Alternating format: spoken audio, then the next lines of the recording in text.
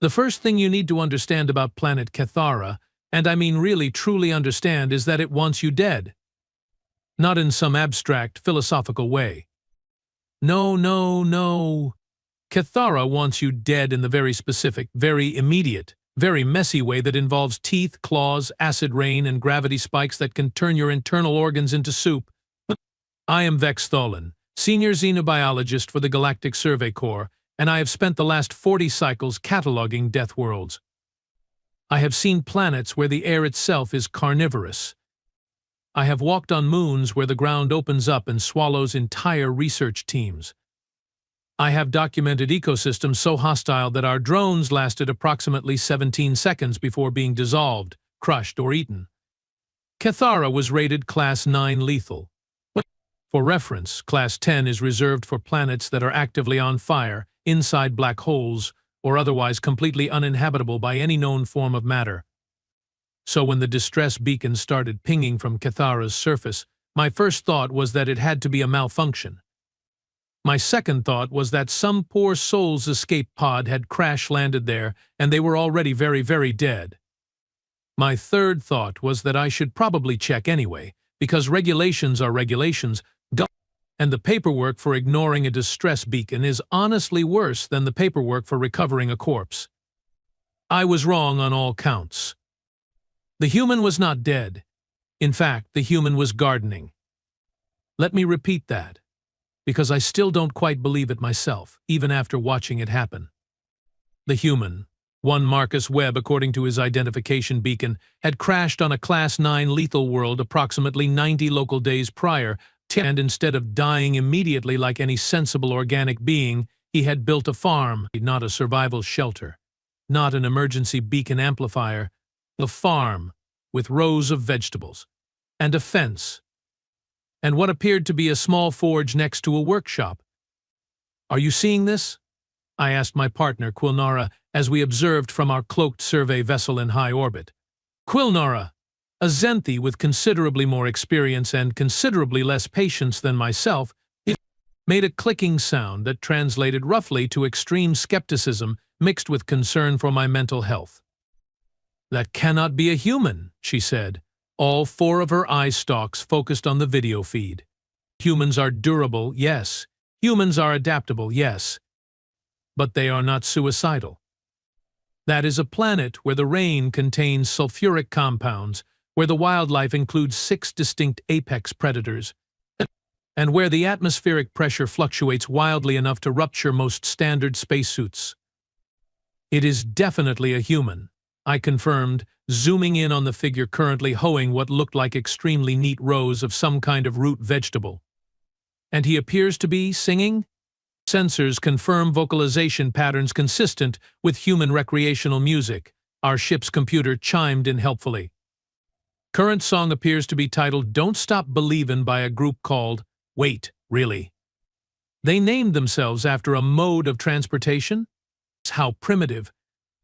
I ignored the computer's commentary and focused on Webb. He was tall for a human, perhaps 1.8 meters, with dark skin that had been further darkened by exposure to Cathara's harsh sun.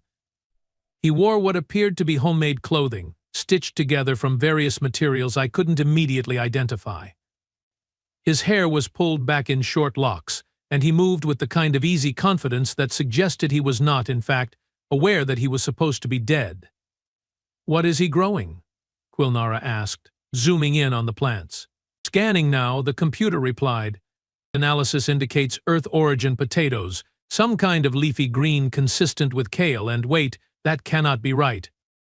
"What?" "He is growing Ketharan bloodroot. That plant is classified as extremely toxic to 98% of known sentient species. It is also carnivorous, and has been known to attack anything that comes within 3 meters of it." I stared at the screen. The bloodroot plants were indeed growing peacefully in their designated rows, right next to the potatoes. They were not attacking Webb. They were not even moving beyond the normal sway of plant life. "How?" I asked, which is a question I would find myself repeating roughly 600 times over the next few hours. "Unknown. This behavior is unprecedented. Bloodroot is aggressive by nature. It should have consumed him the moment he tried to plant it. Webb finished with his hoeing, stretched his back with an audible pop that our sensors picked up even from orbit, and wandered over to what I had initially mistaken for a pile of scrap metal. Upon closer inspection, it was a forge. A functioning, apparently quite sophisticated forge, built from salvaged parts of his crashed ship and local materials. He pumped a bellows made from what looked like the leather hide of a ridgeback viper, one of the 6 apex predators I mentioned earlier. The ridgeback viper is 3 meters of pure muscle and venom, with hide tough enough to deflect most standard projectile weapons. Webb was using it to make artisanal metalwork. "I need to speak with him," I announced. "Absolutely not," Quilnara said immediately. "First, we are on a survey mission, not a contact mission.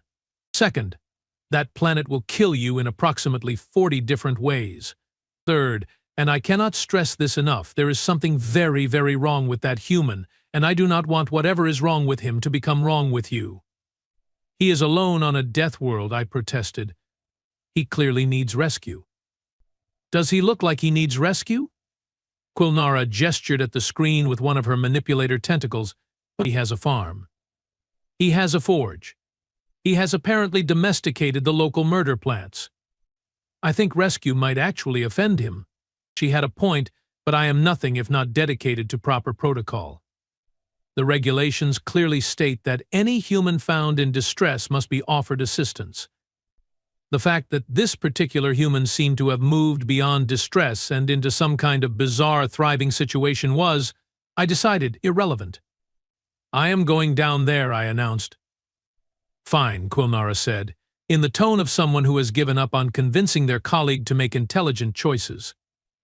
"But I am keeping the ship in low orbit, and if you die, I am writing in my report that you ignored my very sensible advice." "Noted," I said, heading for the shuttle bay. The descent to Cathara's surface was, as expected, absolutely terrifying.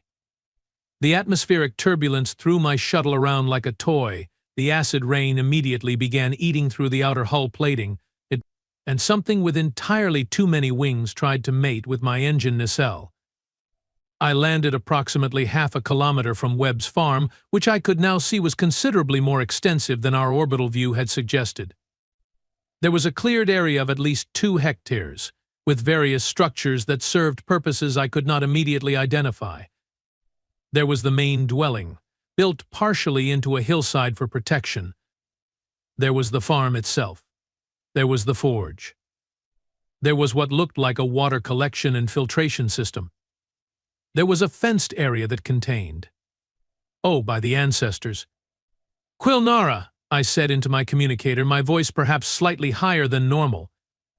"Please tell me I am not seeing what I think I am seeing. If you think you are seeing 3 apex predators living peacefully in a fenced enclosure next to a human dwelling, then yes, you are seeing exactly what you think you are seeing. I told you there was something wrong with him." The 3 predators in question were, specifically, a ridgeback viper, a cliff lion, and a thunder drake. The viper I have already described. The cliff lion is approximately the size of an earth tiger, with 6 legs, retractable claws that can cut through most known metals, and a roar that can rupture internal organs at close range. The thunder drake is a flying reptilian creature with an electromagnetic pulse discharge capability that can disable any electronic system within 50 meters. They were currently lounging in the sun, apparently content. The thunder drake appeared to be asleep. The cliff lion was grooming itself. The ridgeback viper was that thing wearing a collar? "They have names," the computer informed me, having hacked into some kind of local database Webb had apparently set up. "The viper is called Noodles. The cliff lion is called Butter. The thunder drake is called Kevin." "He named the apex predators," I said, mostly to myself. "He named them very stupid names," Quilnara added. "This human is definitely insane. Please come back to the ship." But I was committed now. I had come this far. Besides, Webb had spotted my shuttle landing and was currently walking toward me, carrying what looked like a farming implement in one hand and waving cheerfully with the other. I took a deep breath of my suit's recycled air, checked that my translator was functioning properly, and stepped out of the shuttle. The gravity hit me immediately. Cathara's gravity was approximately 1.4 times standard, and I felt it in every one of my joints. The air was thick and humid, and even through my environmental suit, I could smell something organic and overwhelming. The sound was intense, a cacophony of alien life forms all trying to eat, mate with, or otherwise interact with each other in the loudest possible way. Webb reached me and stuck out his hand, a human greeting gesture I was familiar with. "Well, hello there," he said, his voice cheerful and accented in a way my translator identified as coming from Earth's southern hemisphere, region Australia. "Wasn't expecting company. You folks here to rescue me?" I carefully extended my manipulator and shook his hand, noting that his grip was firm but not aggressive. "I am Vex Tholin of the Galactic Survey Corps," I said formally. "I received your distress beacon 90 local days ago. Are you in need of assistance?" Webb laughed, a deep, genuine sound that seemed entirely out of place on this nightmare planet. "Mate, I appreciate you coming all this way, but I sorted out the distress beacon ages ago. Couldn't figure out how to turn the bloody thing off without breaking it entirely, so I just let it run. Didn't think anyone would actually show up." He glanced back at his farm. "But since you are here, you want to come in for some tea?" "I have got a kettle on, and I just harvested some mint this morning." I stared at him. He was offering me tea on a Class-9 lethal world, where he had been stranded for 90 days, and had somehow not only survived but thrived to the point where he was growing recreational herbs. Tea would be acceptable," I said, "because what else do you say in that situation?" Webb's home was, I had to admit, impressive. The structure was built into the hillside, using the natural rock formation for protection and thermal regulation. The entrance was reinforced with metal plating from his crashed ship, and there was a clever airlock system that used local materials to create a pressure seal. Inside, the dwelling was surprisingly comfortable. There was a main living area with furniture crafted from local wood and leather. There was a kitchen area with a functioning stove, fed by some kind of geothermal heat source Webb had tapped into. There was a sleeping area, a work area, and what appeared to be a small library of data pads salvaged from his ship. The walls were decorated with what I initially thought were trophies but quickly realized were more like memorials. There were images of Earth, of people who were presumably Webb's family, and of various locations that held significance to him. He gestured for me to sit at a handcrafted table while he prepared tea using actual ceramic cups he had apparently made himself. "So," he said conversationally, as if we were meeting at a casual social gathering rather than on a planet that should have killed him dozens of times over. "Survey Corps, yeah? You folks just map out planets, or do you do the whole first contact thing too?" "Primarily cartography and environmental assessment," I replied, accepting the cup of tea he handed me. The liquid inside was hot, fragrant, and appeared to be safe for consumption based on my suit's analysis. "We catalog worlds for potential colonization or resource extraction." Right. And Cathara here, what did you rate it?" "Class-9 lethal," I said. "It is considered unsuitable for habitation by any known species." Webb laughed again, nearly spilling his tea. "Class-9 lethal," he repeated, shaking his head. "That is brilliant. I love it. Class-9 lethal. And here I am growing potatoes." "Yes," I said slowly. "About that. How are you alive?" "Well, that is a bit of a story," Webb said, settling into his chair with the ease of someone who had all the time in the world. "When I crashed here about 3 months back, I will admit I was not optimistic about my chances. The ship was a write-off. Most of my supplies were destroyed, and I quickly realized that absolutely everything on this planet wanted me dead." "A reasonable assessment," I said. "But see, the thing about humans," Webb continued, "is that we are very, very good at not dying when we are supposed to. It is kind of our whole thing. So I figured I have got 2 options. Option 1, I sit in my crashed ship and wait to die. Option 2, I get off my backside and make this place work for me." And you chose option 2. I chose option 2, he confirmed. First priority was water. Found a decent source about half a click from here, built a collection and filtration system. Second priority was food. Now I had some emergency rations, but those were not going to last forever, so I needed to figure out what was edible. How did you determine what was safe to eat on a planet where nearly everything is toxic? Webb grinned, and there was something almost manic in that expression. Trial and error, mate. Lots and lots of trial and error. Got very sick approximately 47 times. Nearly died at least 6.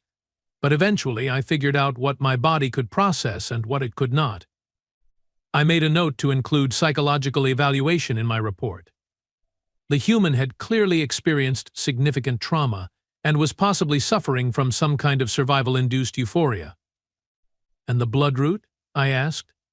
How did you domesticate a carnivorous plant? Oh, Noodles helped with that. Noodles. The viper. Once she figured out I was not food and was actually kind of useful to have around, she showed me which plants would tolerate human presence and which ones would not. Bloodroot is actually pretty chill if you treat it right. You just have to establish dominance early. I decided not to ask how one establishes dominance over a carnivorous plant. And the forge? I pressed on. Where did you acquire the metallurgical knowledge to build a functioning forge from salvaged materials? YouTube, Webb said simply. I do not know what that is. Educational videos from Earth. I had a bunch downloaded on my datapad. Everything from basic blacksmithing to advanced welding techniques. Figured if I was going to be stuck here, I might as well learn some new skills. The human had crash-landed on a death world and decided to pursue educational enrichment. I was beginning to suspect that Quilnara was correct, and there was indeed something very wrong with him. And the predators? I asked, saving what I considered the most concerning question for last. You have 3 apex predators living in an enclosure next to your dwelling. How? Webb's expression softened, and he glanced toward the window, where I could see the fenced area. They found me, actually. Or rather, I found Butter first. She was injured, caught in some kind of rock slide, had a broken leg. I patched her up, gave her some food, and she decided to stick around. Noodles came next, about 2 weeks later, and she was old, past her prime for hunting, and was getting pushed out of her territory by younger vipers. I offered her a safe place to rest, and she took it. Kevin was last. He was just a hatchling when I found him, parents killed by something bigger. I raised him from an egg. You raised a thunder drake from an egg. Well, someone had to. Poor little guy would not have survived on his own. I sat there, processing this information. The human had not only survived on a Class-9 lethal world, he had created a functional homestead, learned new skills, and adopted 3 creatures that could kill him without effort. Do you want to be rescued? I asked finally, because that was the question that actually mattered. Webb was quiet for a moment, sipping his tea and staring out the window at his farm. You know what, mate, he said eventually. I appreciate the offer. I really do. But I think I am good here. I have got food, shelter, water. I have got Butter, Noodles, and Kevin. I have got projects to work on, things to build. This place tried to kill me, and I won. Now it is mine, so unless you are here to arrest me or something, I think I will stay put. I did not know what to say to that. In all my cycles of service, I had never encountered a being who willingly chose to remain on a classified death world. I will need to file a report, I said. File away, Webb said cheerfully. Just maybe leave out the exact coordinates. I like my privacy. I left Webb's home in a daze, my mind struggling to process what I had witnessed. As I walked back to my shuttle, I passed the enclosure where the 3 predators were kept. All 3 of them watched me with what I could only describe as calm curiosity. Butter, the cliff lion, yawned, displaying teeth that could easily tear through my environmental suit. Noodles, the ridgeback viper, flicked her tongue in my direction, tasting the air. Kevin, the thunder drake, chirped softly, a sound that was almost musical. They were not aggressive. They were not hunting. They were simply existing in the space this impossible human had created for them. "So," Quilnara said as I climbed back into my shuttle, "is he coming with you?" "No," I said. "He is staying."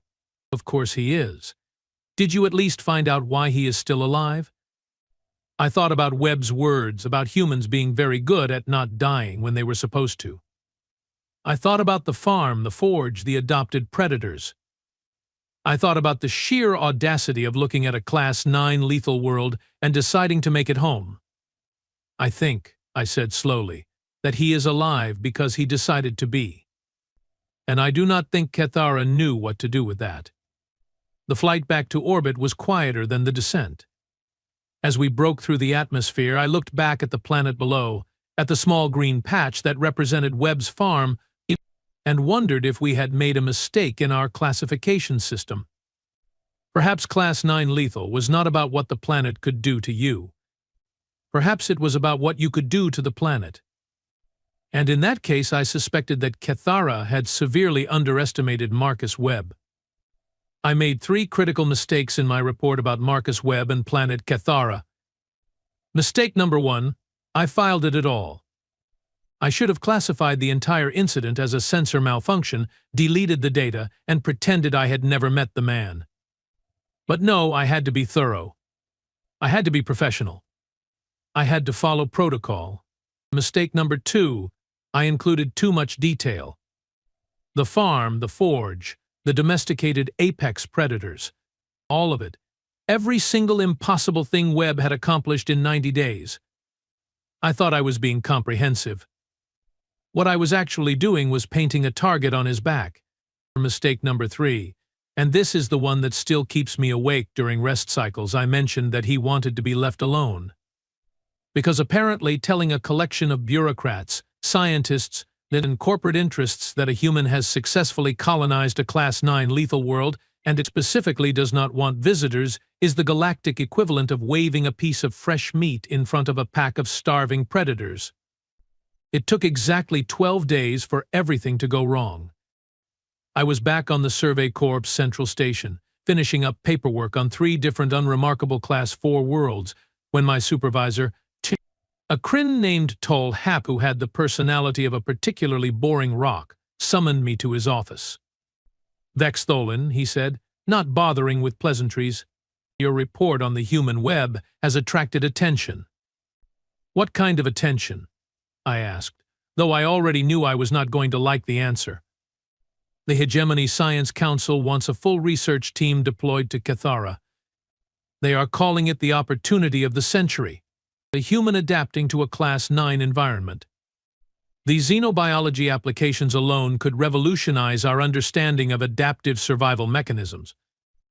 "Webb does not want to be studied," I said flatly. "He wants to be left alone." "What he wants is irrelevant," Tolhak replied, which was exactly the kind of thing that Tolhak would say. "Cathara is unclaimed territory. The human has no legal standing to refuse scientific observation. He survived 90 days on a planet that should have killed him in 90 minutes, I pointed out. "I think that gives him some legal standing. Your opinion is noted and dismissed. You will guide the research team to Webb's location. You depart in 6 hours. I left Tolhap's office with a very bad feeling in my central nervous cluster. The kind of feeling you get right before something explodes, catches fire, or otherwise goes catastrophically wrong. Quilnara found me in the station's recreation area, staring at a beverage I had no intention of drinking. "You look like someone just told you that your entire clutch of offspring was devoured by parasites," she observed. "Worse, they are sending a research team to Cathara." All 4 of Quilnara's eye stalks swiveled toward me in alarm. "To study the human." "To study the human," I confirmed. "The human who domesticated 3 apex predators and built a functioning homestead on a death world. That is the one. The human who specifically asked to be left alone. Also that one." Quilnara made a sound that her species reserves for impending disaster. "We are going to die," she said. "Not might die. not could die, are going to die. That human is going to kill us all, and honestly, we will probably deserve it. I am hoping it does not come to that, I said, without much conviction. You are an optimist and a fool, Quilnara informed me. I am coming with you, because someone needs to document our horrible deaths for the historical record. The research team consisted of 12 scientists from 6 different species, all of whom seemed to think that studying a human on a Class-9 lethal world was going to be a pleasant academic exercise rather than a potential suicide mission. There was Dr. Yin Lai, a Sarathi biologist who specialized in extreme environment adaptation. There was Professor Hocken, a Gren who studied predator behavior. There was research lead Maxis, a Volnoth who had apparently written 17 papers on human psychology, none of which, I suspected, had prepared him for Marcus Webb. They spent the entire flight to Cathara discussing their research plans, their equipment needs, and their theories about how Webb had survived. Not one of them, I noted with growing concern, discussed what they would do if Webb refused to cooperate. You seem worried, Dr. Yinlai said to me as we entered Cathara's atmosphere.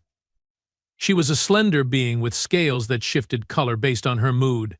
Apparently, they were a cheerful yellow, which I found deeply inappropriate. I am worried, I confirmed. Webb is not a laboratory specimen. He is a sentient being who has established a home on that planet. He has specifically requested privacy. Oh, we will be respectful, Yin Lai assured me. We just want to observe, take some samples, maybe run a few cognitive tests. Nothing invasive. I decided not to point out that literally everything she had just described was invasive. The landing was, once again, absolutely terrifying. The acid rain, the gravity spikes, the thing with too many wings. But this time we had a larger ship with better shielding, and we made it down with only minor hull damage and one scientist who threw up in his helmet. We landed in the same spot I had used on my first visit, approximately half a kilometer from Webb's farm. As we disembarked, I could see that he had made improvements since my last visit. The cleared area was larger. There were new structures I could not immediately identify. The fence around the predator enclosure had been reinforced and expanded. And Webb himself was standing at the edge of his property line, arms crossed, watching us with an expression that I can only describe as deeply unimpressed. Vex Thalin, he called out as we approached. Thought I made it clear I wanted to be left alone, mate. I apologize, Webb, I said, and I genuinely meant it. This was not my choice. The Hegemony Science Council has authorized a research expedition. A research expedition, Webb repeated slowly, to study me, to observe and document your adaptation methods, research lead Maxis said, stepping forward with what he probably thought was a friendly expression. On a Volnoth, it looked more like a predatory leer. We are fascinated by your survival capabilities. This could benefit the entire galactic community. Webb looked at Maxis for a long moment. Then he looked at the rest of the research team. Then he looked at me with an expression that clearly communicated his opinion of my life choices. Right, he said finally. So let me make sure I understand this correctly. I crash land on this planet. I survive against all odds. I build a home. I specifically tell you I want to be left alone. And your response is to bring a dozen scientists to poke at me like I am some kind of exotic animal. We prefer the term research subjects, Professor Hocken said helpfully. I prefer the term no, Webb replied. As in, no, you are not studying me. No, you are not taking samples. And no, you are not welcome on my property. Now, if you will excuse me, I have got work to do. He turned and started walking back toward his farm. Wait, Maxis called out. You do not have the authority to refuse. This is unclaimed territory, and we have full authorization from the Hegemony to conduct our research. Webb stopped walking. He did not turn around, but I saw his shoulders tense. Is that right? He said quietly. It is, Maxis confirmed, apparently not noticing the warning signs that were obvious to anyone with basic survival instincts. So we will be setting up our research station here. We will need access to your dwelling for environmental readings. We will need biological samples, blood, tissue, waste products. And we will need you to submit to cognitive testing to determine how your neural patterns have adapted to the extreme stress environment. Webb turned around slowly, and the expression on his face made me take an involuntary step backward. You know what the beautiful thing about living on a Class-9 lethal world is? Webb asked conversationally. There are no laws. There is no hegemony. There is just me, this planet, and whatever I decide to do with both. Are you threatening us? Maxis demanded. No, mate, Webb said with a smile that did not reach his eyes. I am educating you. See, you have got your authorization from the hegemony. That is lovely. Very official. But the hegemony is not here. I am, and I am telling you, very politely, to leave. We have a legal right to be here, Maxis insisted. And I have 3 apex predators who would very much enjoy a new source of protein, Webb replied. So here is what is going to happen. You are going to get back in your ship. You are going to leave. And you are going to tell your science council that Cathara is off limits. This is outrageous, Dr. Yin Lai said. We are scientists. We are here to learn. Then learn this, Webb said. I came to this planet with nothing. It tried to kill me in every way possible, and I won. I turned a death world into a home. So when I tell you to leave, I am not making a request. I am giving you a chance to survive the next 5 minutes. There was a sound from the direction of the predator enclosure, a low, rumbling growl that I recognized as coming from Butter, the cliff lion. Then Noodles, the ridgeback viper, appeared at the fence line, her massive head swaying as she tasted the air. And overhead I heard the distinctive crackle of electromagnetic discharge. Kevin, the thunder drake, was circling above us. You have trained them, Professor Hawken breathed, equal parts horrified and impressed. Trained is a strong word, Webb said, but they do understand when I am annoyed. And right now I am very, very annoyed. To their credit, most of the research team had enough self-preservation instinct to start backing toward the ship. But Maxis, either braver or stupider than his colleagues, held his ground. You cannot intimidate us with animals, he said. We have weapons. We have technology. We have the backing of the entire hegemony. Mate, Webb said, and his voice had gone very quiet. You have a ship that barely made it through the atmosphere. You have weapons that might work in controlled environments but have never been tested against Ketharan wildlife. And you have the backing of an organization that is very, very far away. Meanwhile, I have home field advantage. 3 months of experience and absolutely nothing to lose. He gestured toward the sky, where the acid rain was starting to fall. You have also got about 10 minutes before that rain eats through your environmental suits. Your ship can handle it for maybe an hour before the hull plating starts to fail. After that, well, Cathara will do what Cathara does best. I watched the research team's confidence crumble in real time. You could see it in their body language, in the way they glanced at each other, at the sky, at the predators that were now very clearly positioned around us. This is not over, Maxie said, but it sounded more like desperation than defiance. Oh, it is very over, Webb replied. But I am going to give you something for your trouble. Information. Free of charge. You want to know how I survived here? You want to know my secret? Everyone was listening now, even as they continued backing toward the ship. The secret is this, Webb said. Humans are adaptable. But more than that, we are stubborn. We are spite-driven, ornery, and we do not know when to quit. You put us somewhere we should not be able to survive, and we take it personally. This planet tried to kill me, so I decided to make it regret that choice. I built a farm to prove I could. I forged tools because I refused to be helpless. I befriended the apex predators because if everything here wanted me dead, I figured I would make some friends who could help me not be dead. He spread his arms wide, encompassing his farm, the planet, everything. This is my home now. I earned it, and I will defend it against anything that threatens it. That includes well-meaning scientists who think they have the right to study me just because they filled out the proper forms. The rain was getting heavier now. I could hear it hissing against our environmental suits. "We should leave," I said to Maxis. Now, for once, he did not argue. The retreat to the ship was chaotic and undignified. Scientists who had been so confident an hour ago were now practically running. The predators did not attack, but they did follow, maintaining a perfect perimeter around us until we were safely back inside the vessel. Webb watched from his property line, still and calm, as we lifted off. As we broke through the atmosphere, I looked back one last time at the small green patch of farmland that represented the most stubborn human in the galaxy. "Well," Quilnara said into the silence of the ship. "That went exactly as poorly as I predicted. We need to recommend that Cathara be marked as inhabited territory," I said to Maxis. "Webb has established residency. He has the right to refuse visitors."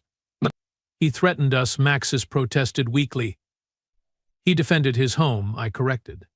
"There is a difference." The flight back to the station was quiet. The research team spent most of it writing preliminary reports, all of which I suspected would recommend that Marcus Webb be classified as a potential threat rather than a research subject. They were wrong, of course. Webb was not a threat. He was a warning, a reminder that humans do not fit neatly into the categories we create for them. They survive where they should not. They thrive in conditions that would break other species. And they do it all with a cheerfulness that borders on insanity. 6 days after we returned, I received a message on my personal communicator. The source was listed as unknown, but I knew immediately who it was from. The message was short: "Thanks for trying, Vex. No hard feelings. If you ever want to visit properly without the Science Brigade, you are welcome any time. I make a decent stew now. Turns out bloodroot is edible if you cook it right. Also, ease." Kevin learned a new trick.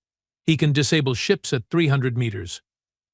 Just in case anyone else decides to drop by uninvited. Cheers, Marcus. I showed the message to Quilnara, who made that sound again, the disaster sound. 300 meters, she said. He has weaponized the Thunder Drake.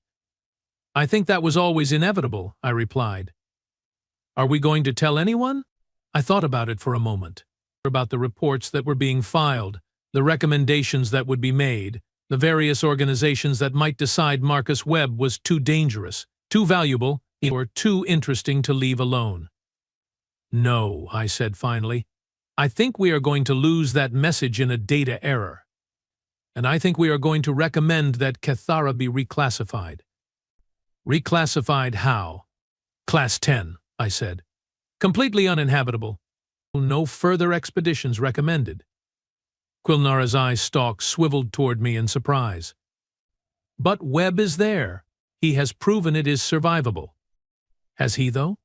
I asked. Think about it.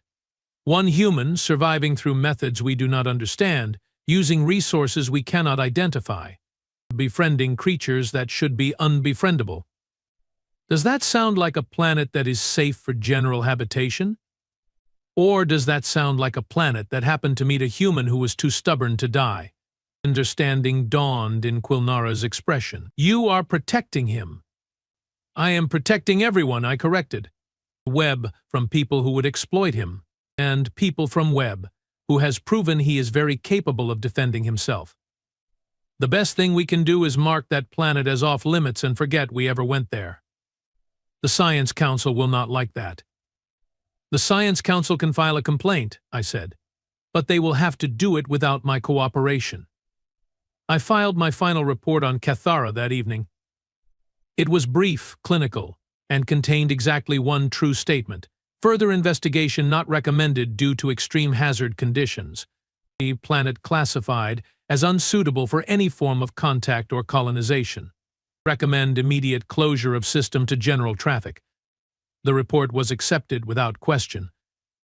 After all, who would doubt the assessment of a senior xenobiologist with 40 cycles of experience? Cathara was reclassified as Class 10. The system was marked as restricted, and Marcus Webb was left alone to continue his impossible existence on his impossible farm with his impossible pets. I never went back. But sometimes, during quiet moments, I wonder about him. I wonder if he ever expanded his farm, if he domesticated any other apex predators, if he ever figured out how to turn off that distress beacon. I wonder if he is happy there, on his death world that he conquered through sheer spite and determination. I suspect he is. Because if there is one thing I learned from Marcus Webb, it is this: humans do not just survive. They do not just adapt. They take whatever situation they are thrown into, no matter how impossible, and they make it theirs. They build farms on death worlds. They forge tools from wreckage. They befriend monsters and call them Noodles, Butter, and Kevin. And they do it all while drinking tea and humming songs from their homeworld, as if the entire universe is not trying to kill them. The galaxy has rules, classifications, and systems designed to predict and categorize everything we encounter. And then there are humans who look at all those rules and classifications and systems and politely but firmly inform us that they do not apply. Marcus Webb survived because he decided to. He thrived because he refused not to. And he protected his home because, in the end, that is what humans do. They survive. They adapt. They endure. And sometimes, just sometimes, they win. 3 cycles later, I received one more message from an unknown source. No words this time. Just an image. It showed Marcus Webb standing in front of an expanded farm, twice the size it had been during my visit. He was grinning at the camera, holding what appeared to be a locally grown pumpkin that was approximately the size of my torso. Behind him, Butter, Noodles, and Kevin were clearly visible, all looking healthy and content. And in the background, barely visible but unmistakably there, was a sign. It read, Webb's Farm. Class 9 lethal. Class 10 stubborn. I saved the image. Sometimes, when the bureaucracy gets overwhelming, when the rules seem pointless, and when the galaxy feels too big and too complicated, I look at that picture. And I remember that somewhere out there, a human built a farm on a planet that should have killed him. And I smile.